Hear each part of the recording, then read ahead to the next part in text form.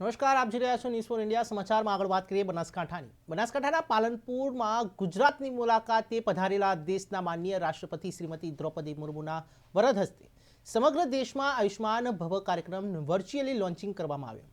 આ પ્રસંગે બનાસકાંઠા જિલ્લામાં પાલનપુર તાલુકાના મોરિયા બનાસ મેડિકલ કોલેજ ખાતે કલેક્ટર વરુણકુમાર બરનાવાલની ઉપસ્થિતિમાં કાર્યક્રમ યોજાયો હતો, જેમાં આયુષ્માન ભારત યોજના અને આભા કાર્ડનું વિતરણ કરવામાં આવ્યું. આ પ્રસંગે ઉપસ્થિતિમાં સૌએ અંગદાન અને સંકલ્પ લીધા.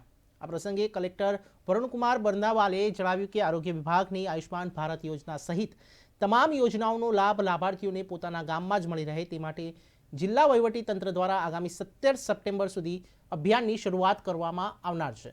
તારીખ 2 ઓક્ટોબરના રોજ આયુષ્માન ગ્રામસભા અંતર્ગત ગામમાં લાભ લીધેલ લાભાર્થીઓના અનુભવ શેર કરી વધુમાં વધુ અને બાકી રહી ગયેલા લાભાર્થીઓને કાર્ડ મેળવે તે માટે પ્રચાર પ્રસાર કરીને જનજાગૃતિ હાથ ધરાશે.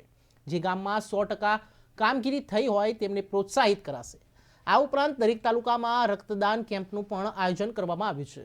જિલ્લાવાસીઓને રક્તદાન કરવાની અપીલ કરતા કલેક્ટરશ્રીએ કહ્યું કે લોકો રક્તદાન અને અંગદાન કરતા થાય એ માટે જિલ્લામાં 71 RBSK ટીમ દ્વારા 110 જેટલી હાયર એજ્યુકેશનની સંસ્થાઓમાં રક્તદાન અને અંગદાન અંગેની જાગૃતિ ફેલાવવામાં આવશે.